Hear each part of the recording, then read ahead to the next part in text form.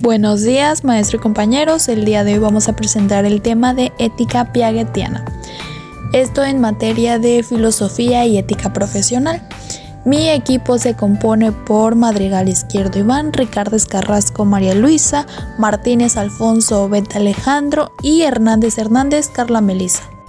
El contenido es el siguiente, está dividido por 6 puntos. Como número 1 tenemos la biografía de Piaget, qué es y en qué consiste la ética piagetiana, moral según Piaget, etapas o estadios del desarrollo moral, premoral, solidaridad entre iguales y moral autónoma, tipos de moral y relación social, y como último punto la relación entre la conciencia y la práctica. A continuación explicaré la biografía de Piaget, mejor conocido como Jean William Fritz Piaget.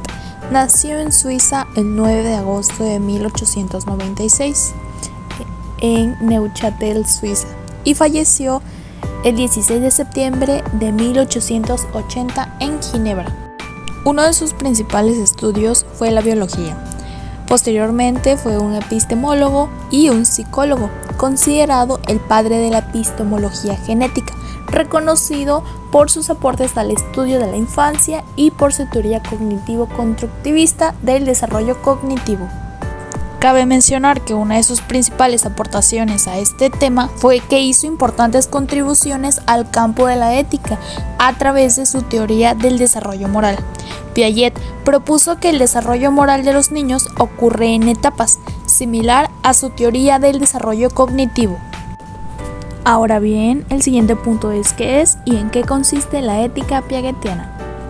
Pues bien, la teoría de Piaget sobre el desarrollo moral se centra en la idea de que la moralidad se construye a través de la interacción social y que la convivencia con los padres y los adultos es fundamental para el desarrollo de los niños. Ahora bien, ¿en qué consiste? Como punto 1 tenemos el respeto por las reglas y justicia.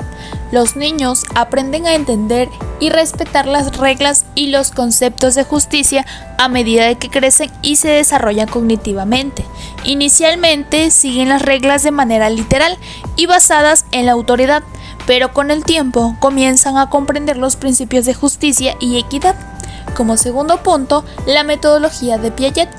Piaget ocupaba preguntas específicas para poder evaluar el pensamiento de los niños. A través de estos cuestionarios se podía entender cómo los niños razonaban sobre diferentes situaciones, lo que nos conlleva a relevar sus etapas del desarrollo cognitivo. Como tercer punto, la teoría cognitivo-evolutiva. Sostiene que la moralidad se desarrolla a medida de que se desarrolla la estructura cognitiva del individuo, es decir, conforme a la mente de un niño maduro. También hace lo que su comprensión sea moralmente correcto o incorrecto. El desarrollo moral.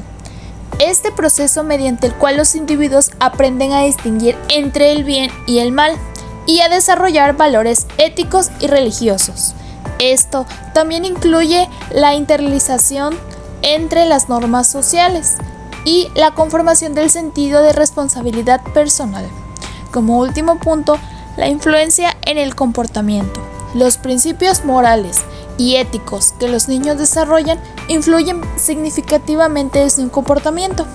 Esto quiere decir que la moralidad afecta cómo interactúan con los demás y su sentido de responsabilidad social los guía a las acciones de la vida diaria. Piaget nos dice que toda moral consiste en un sistema de reglas y la esencia de cualquier moralidad hay que buscarla en el respeto que el individuo adquiere hacia estas reglas. Moral según Piaget. Piaget teoriza que el estudio de la moral infantil permite entender la del hombre, postulando entonces que para formar hombres es útil aprender a conocer las leyes de esta formación.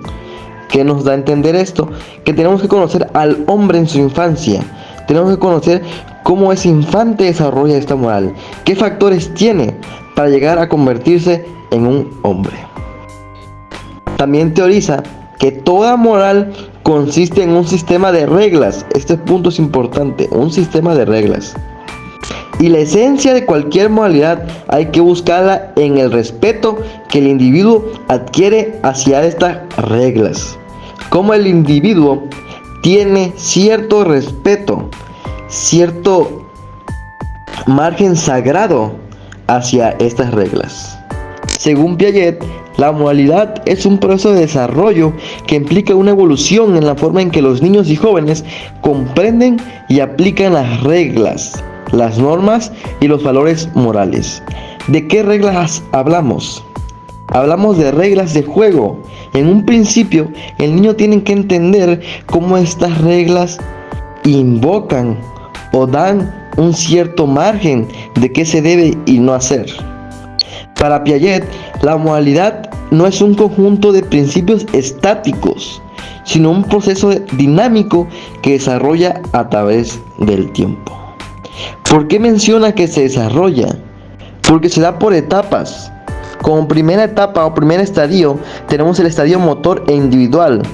Como segundo, el estadio egocéntrico. Como tercero, el estadio de cooperación. Y como cuarto, el estadio de codificación de las reglas. Esto se va por secuencias. No se da en un solo momento, son secuencias. Por eso él habla de desarrollo, de que se desarrolla con el tiempo. Etapas o estadios del desarrollo moral. La moral no surge espontáneamente, sino que se va desarrollando poco a poco a lo largo de nuestra evolución y maduración. El autor considera que para poder hablar de moral es necesario adquirir un nivel de desarrollo equivalente a los 2 años de edad. A partir de dicho punto, el ser humano va a ir desarrollando una moral cada vez más compleja según su capacidad cognitiva se vaya haciendo mayor, y con capacidad para el pensamiento abstracto e hipotético deductivo. Etapas del desarrollo moral. Etapa 1. Premoral o heterónoma, de 2 a 5 años de edad. Etapa 2. Solidaridad entre iguales, de 6 a 10 años de edad. Etapa 3. Moral autónoma, 10 años de edad en adelante. Hablemos de la etapa premoral o etapa heterónoma. Es la primera etapa del desarrollo moral de Piaget. Corresponde de los 2 a los 5 años de edad del niño.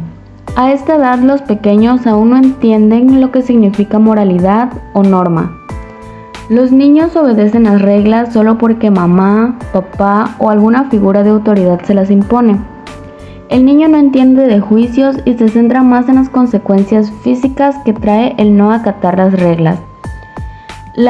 Los valores y las virtudes del niño se verán reflejadas en la moral que le está inculcando el adulto. Solidaridad entre iguales. Es la segunda etapa del desarrollo moral y aquí los niños tienen entre 5 y 10 años de edad. Aquí ya se tiene una noción de qué es una regla o una norma, pero se ven como mandatos del exterior, como algo divino. Se tiene la idea que si no se cumplen estas reglas, serán cruelmente castigados o de por vida. Empiezan a surgir conocimientos de justicia, honestidad y respeto mutuo. Cuando se comete una falta, el niño aceptará el castigo sin preguntar el por qué. Como última etapa tenemos la moral autónoma. Esta se da de los 10 años en adelante. Aquí la persona comienza a formar sus propios principios porque ya existe la capacidad de entender situaciones y problemas sociales. Ya no acepta las reglas sin cuestionarlas, siempre buscará el por qué debe ser así y toma decisiones de manera voluntaria, tomando en cuenta que las normas son interpretables y que obedecerlas o no depende mucho de la situación y de la propia voluntad. Bien, ¿qué tipos de moral identificaba Piaget en su teoría? Para Piaget, la moral depende del tipo de relación que el individuo sostiene con los demás y existen, por tanto, tantos tipos de moral como de relaciones sociales. Es decir, que para cada interacción social existe un tipo distinto de moral al que nosotros vamos a explicar en este momento. En total, Piaget describe 2 tipos diferentes. El primer tipo que Piaget describe en su teoría del desarrollo moral del niño es la moral heterónoma. La moral heterónoma se basa en la obediencia y sucede aproximadamente entre los 5 a 9 años. También conocida como realismo moral, en esta etapa los niños ven las reglas como inmutables y dictadas por figuras de autoridad, como pueden ser los padres, maestros, incluso Dios. Creen que las reglas no pueden cambiarse y que cualquier infracción será castigada severamente, independientemente de las intenciones detrás de la acción. Es decir, que un niño a esa edad puede interpretar lo que una figura de autoridad les diga como una ley inmutable y probablemente no realice alguna otra acción contraria para evitar ser castigado. Un punto importante que menciona Piaget es que el castigo tiene como objetivo hacer que el culpable sufra, es decir, que toda acción contraria a lo que nos dice la autoridad va a tener un castigo como recompensa. Más bien como una recompensa sería como una forma de inflación, una forma de dar una pena al que comete la infracción de esta ley. Este juicio sobre la maldad del comportamiento se basa en las consecuencias observables, sin considerar las intenciones detrás de él. De este modo, un daño accidental significativo se valora más negativamente que un daño intencionado menor. Es decir, que la maldad se basa principalmente en las acciones y qué tan grado puede tener. Como menciona, una pequeña acción no puede tener una gravedad si el daño fue demasiado grande o poco. El otro tipo de moral que describe Piaget es la moral autónoma. La moral autónoma se basa en la igualdad, postulando que las relaciones con los compañeros son una condición necesaria para la autonomía y generalmente sucede a partir de los 9 años. Es decir, donde el niño es un poco más maduro y un poco más congruente con su pensamiento. También es conocida como relativismo moral. Un punto que menciona Piaget es que el niño desarrolla un sentido de justicia basado en la equidad y las intenciones detrás de las acciones. Otro punto que menciona es que al superar el egocentrismo de la infancia media, perciben las reglas morales desde el punto de vista de otras personas. Es decir, ya no van a reaccionar dependiendo de lo que ellos piensen, sino también sus acciones van a verse consideradas por lo que pueden estar pensando o sentir las otras personas. Sus ideas sobre la naturaleza de las reglas, la responsabilidad moral, el castigo y la justicia cambian, asemejándose más de los adultos. Esto es lo que decía, a esa edad el niño considera un poco más congruente su pensamiento y por lo tanto actúa como un adulto lo haría. Comprenden que las reglas no provienen de una fuente mística divina, sino que son creadas y pueden ser cambiadas por las personas. Aquí el niño interpreta que la ley ya no es, tan inmutable, ya no puede ser cambiada, sino que al contrario, las leyes son establecidas por personas y por lo tanto si existe alguna injusticia, estas se pueden cambiar. Es muy importante identificar estos dos tipos de morales porque nos pueden ayudar a comprender un poquito cómo es el comportamiento de los niños y saber más bien qué es lo que puede estar pasando en su edad. Y bien, como último punto es la relación entre la conciencia y la práctica. La conciencia y la práctica se basa en el juicio en situaciones morales hipotéticas con su conciencia y práctica de las reglas situacionales reales. Piaget propone sugerentes hipótesis sobre la consistencia entre el juicio y la conducta. Sus observaciones reflejan que en el juego, la práctica de la regla heterónoma es efectuosa por estar deformada egocéntricamente y por basarse en relaciones de presión y miedo al castigo.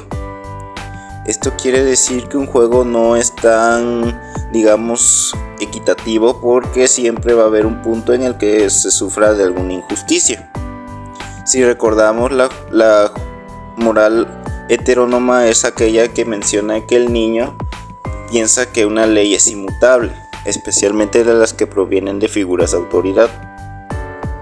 La heteronomía hace que cuanto más irracionalmente obligatoria se considere una regla, más efectuosa sea su práctica. Por lo que comentaba antes, si un juego es, injusto, obviamente al momento de aplicarse no tendrá las mismas circunstancias en todos los niños. El niño, por lo tanto, puede seguir perfectamente, por el contrario, una regla que ha contribuido a construir, cuando la considera como el resultado de una decisión libre y racional, cuando representa la reflexión consciente de lo que la propia experiencia ha permitido descubrir. aquí entra lo que es la moral autónoma. Un juego más justo y equitativo se basa principalmente en la que todos aportan algo y por lo tanto pueden cambiarse si se descubre algún tipo de inconsistencia.